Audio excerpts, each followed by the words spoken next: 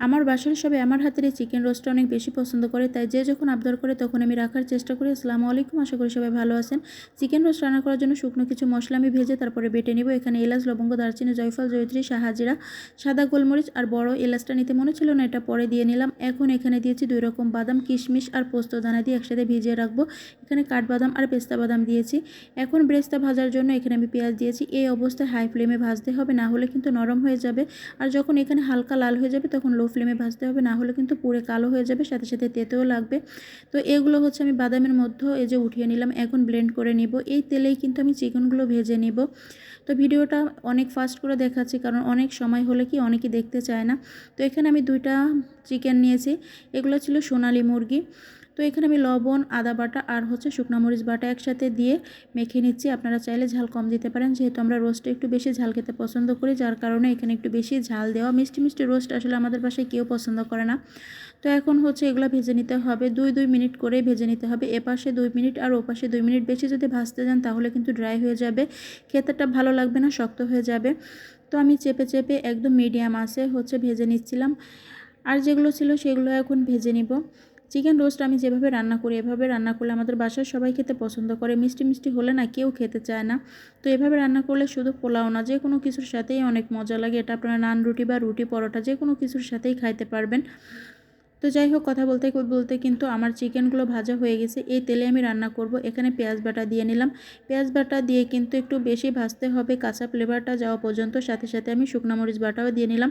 তো শুকনো মরিচ আর পেঁয়াজ বাটা সুন্দর করে ভাজা হয়ে গেছে। এখন আদা রসুন বাটাও এখানে আমি অ্যাড করে দিলাম। আদা রসুন বেটে এখানে কিন্তু খুব একটা তেল দিব না, কারণ আমি যখন টক দই তারপরে দুধ দিব তখন অনেক তেল বের হবে। তো এখানে অল্প একটু তেল দিলাম, পরিমাণ মতো লবণ, হলুদটাও দিয়ে নিলাম। এখন এখানে আমি ঘি অ্যাড করে দিয়েছি।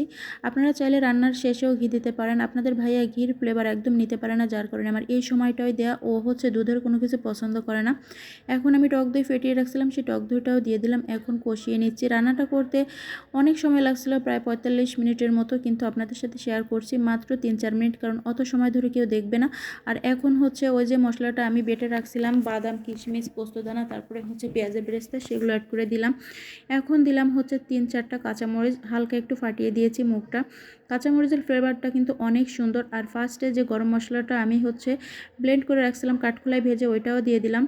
তো সব মশলা একসাথে ভেজে তারপরে আমি এখানে দুধ দিয়েছি। আমি হচ্ছে ছোটো প্যাকেটের 2টা প্যাকেটের দুধ দিয়েছি এখানে। আপনারা চাইলে নারকেলের দুধটাও দিতে পারেন। আমার কাছে মনে হয় সবথেকে নারকেলের দুধ দিলেই বেশি টেস্ট পাওয়া যায়। এখন এখানে আমি চিকেনগুলো ভেজে রাখছিলাম, ওইটাই দিয়ে দিলাম। আপনাদের ভাইয়া বলতেছিল বড় কড়াইতে কেন রান্না করোনি, কিন্তু আমি মনে করতেছিলাম যে অল্প তো, ছোটো কড়াই হয়ে যাবে, কিন্তু আটতেছিল না এরকম। তো যাই হোক, এখানে তো খুব একটা পানি দেওয়া যাবে না, হালকা পানির মধ্যে হচ্ছে সিদ্ধ করতে হবে।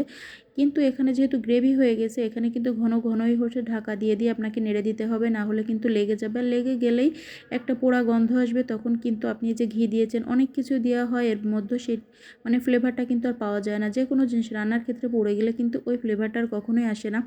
তো এই অবস্থায় কিন্তু আমার রান্নাটা প্রায় হয়ে আসছে, এখন নামিয়ে রাখবো। তো ফাইনাল লুকটা এমন আসছে। আপনাদের কাছে কেমন লাগছে অবশ্যই আপনারা কমেন্টস করে জানাবেন।